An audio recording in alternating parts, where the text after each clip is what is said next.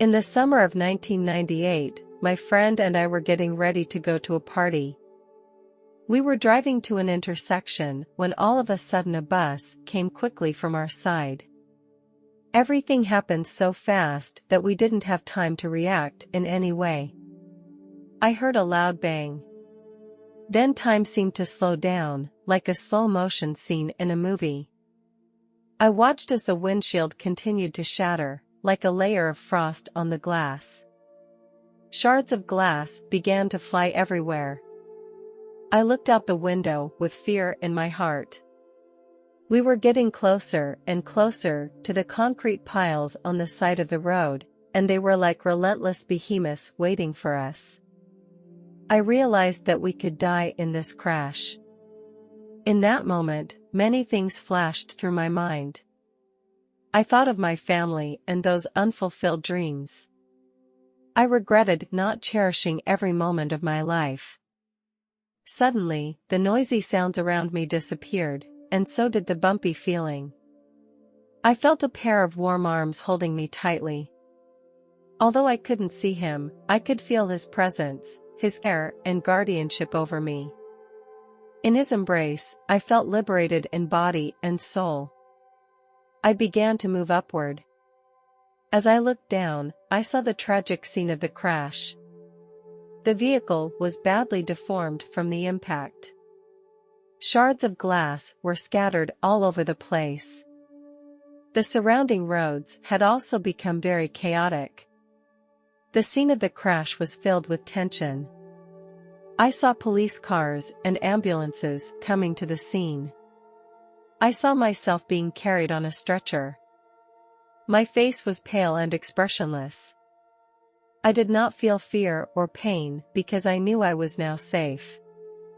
I had come to a place of light where there was no pain or worry, only peace and love. Here I felt an intense joy and happiness. After a while, we finally reached our destination.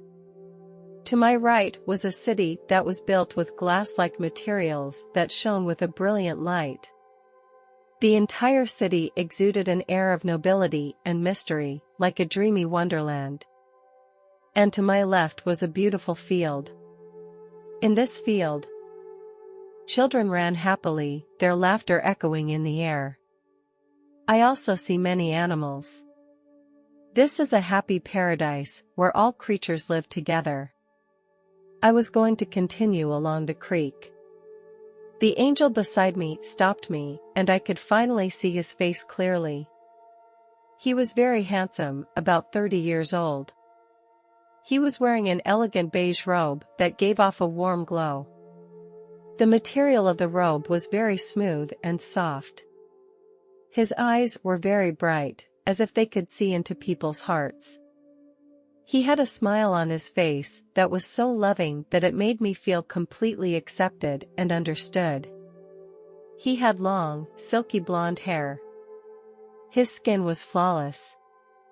His presence made me feel endlessly cared for. He was like a guide for my soul, leading me through the confusion and the unknown to a brighter future. He smiled at me and said, "Come, follow me." With the angel's guidance, we entered one of the buildings. The buildings were spectacular, some with roofs that could not even be seen. As soon as I stepped inside, I was struck by its grandeur. The place looked like a library, and it was very spacious inside. In this huge library, I saw countless scrolls, arranged from top to bottom. Here, I saw many people who were reading the contents of the scrolls. They greeted me warmly, welcoming my arrival. I had an inexplicable sense of belonging, as if this place was the home I had been searching for. I was invited to join them. There was no competition here, only sharing and cooperation. Curious, I opened a scroll that contained a record of a person's life from birth to death. I realized that everyone has a role to play on Earth. Before we come into this world, we seem to have chosen how we will live our lives. These experiences contain joy and happiness as well as pain and challenges. These are not good or bad because they are simply roles that we play. Everyone's journey through life is unique. Everything we experience plays an important role in our growth. The records in this scroll have made me realize that the meaning of life is not in what we appear to be good or bad, but in the truth and wisdom we find in it. Every experience is an opportunity for our souls to grow and evolve. The parts that are imperfect are equally important because they make us more resilient and inspire us to pursue a better future. There can't be only good things in this world. If everyone had easy access to everything they wanted, the world would lack the motivation to progress. It is by constantly surpassing ourselves that we can continue to create a better world. I have learned a great deal here. A lot of knowledge goes beyond what the human world can comprehend. When we come across a math problem, someone tells us the answer directly, but we don't know the calculation process behind the answer. This feeling makes me very helpless. Although I tried to study hard, some things were very deep to me. Finally, the angel told me that it was time to go back. I felt very sad. I longed to continue learning and growing here. With the angel's guidance, I began to descend. Everything around me became smaller and smaller, as if it were a picture of distance. I slowly felt the weight of my body. The ethereal feeling was fading. The scene around me began to blur, as if it was covered by a layer of fog. This process lasted for some time, giving me enough time to review the experience. I felt the change in my surroundings and heard voices in the hospital. When I awoke, I found myself lying in a hospital bed, surrounded by white walls and medical equipment. After a week of treatment and observation, I gradually recovered and the doctor told me that I could leave the hospital. However, my friend was not so lucky. His injuries were more serious than mine. He needed longer rehabilitation and treatment, and he stayed in the hospital for almost 3 months. This experience made me realize deeply the preciousness and fragility of life. We should cherish every day and the people around us. When I was 36 years old, I went through a near-death experience that was a major turning point in my life. Prior to this, I had a strange dream. In the dream, I found myself on a planet I had never seen before. The sky there was a purple color that gave off a mesmerizingly beautiful glow. On this mysterious planet, I met Jesus. There was a dazzling light emanating from Jesus. I was about to approach Jesus, but as I took my first step, he pointed to my right. I looked to his direction and was surprised to see 2 little boys there. These 2 little boys were crouched on the ground and they were happily playing in the sand. They both had blonde hair. Their faces were innocent and sweet, and one of the boys looked a lot like my husband. As I got closer to them, I felt a special energy emanating from them. The light of Jesus shone upon them as if guarding these 2 pure souls. As I stood before them, they turned their heads and looked at me with smiles. The child who looked like my husband spoke, his voice pure and warm. I felt very close to them as I stood in front of them. Both boys looked so cute. I knew that they were my future children. However, I felt a little uneasy. As I thought back to my past, every pregnancy came with great risks and physical torture. With my first child, I had to deal with heart problems, and I experienced unforgettable pain then. The second pregnancy resulted in an injury to my spine, which left me in prolonged and excruciating pain. I was afraid of enduring physical and mental torture again. When I woke up, I tried to comfort myself by telling myself that it was just a dream. 6 months later, my husband and I usually used birth control, but I still got pregnant unexpectedly, which made me very depressed. I began to worry about the state of my body and was afraid of going through the risks associated with childbearing again. However, my husband was very excited because he had been longing to have a daughter. I warned my husband not to get his hopes up. I had a strong premonition. The birth will definitely be a boy. No matter how it turned out. I knew this child would be a gift to our family. During the 7th month of my pregnancy, my spine was compressed, making it very difficult for me to walk. This made me begin to fear for my safety and the safety of my child. One day, when I woke up, I felt tightness in my chest, which made me even more nervous. It was then that I heard a voice saying to me, "You have to go to the hospital." The voice was so clear that I wasn't sure where the voice was coming from. Was it a deep inner intuition, or was it a prompting from some mysterious force? After thinking about it, I decided to listen to my inner voice and chose to go to the hospital.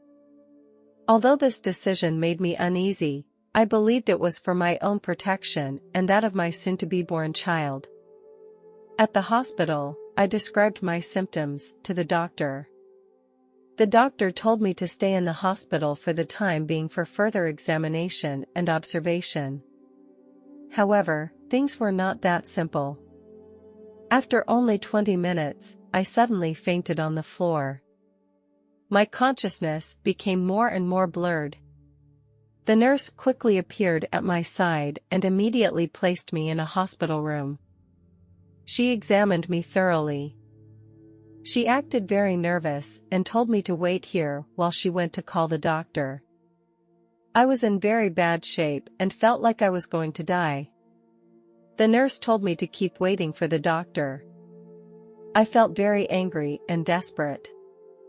I felt like a beached whale, struggling helplessly.